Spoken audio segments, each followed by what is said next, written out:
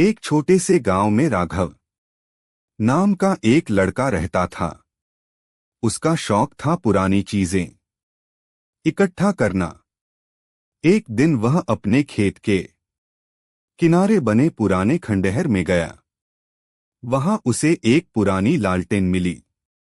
अजीब बात यह थी कि लालटेन जल रही थी, जबकि उसमें तेल तक नहीं था।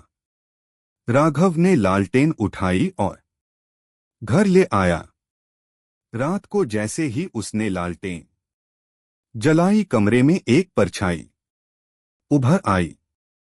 वो परछाई बोली, जिसके पास ये लालटेन है उसे हर रात एक सवाल का जवाब देना होगा।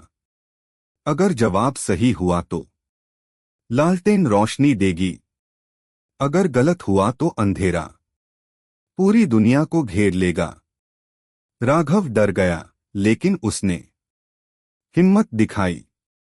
पहली रात सवाल आया, सबसे बड़ा धन क्या है? राघव ने कहा, ज्ञान। लालटेन और भी तेज चमक उठी। दूसरी रात सवाल आया, सबसे बड़ी शक्ति क्या है? राघव बोला, सत्य। लालटेन की रोशनी गांव भर में फैल गई।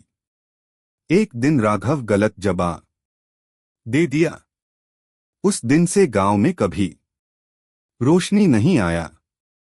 सभी गांव वाले अंधकार में दम तोड़ दिए।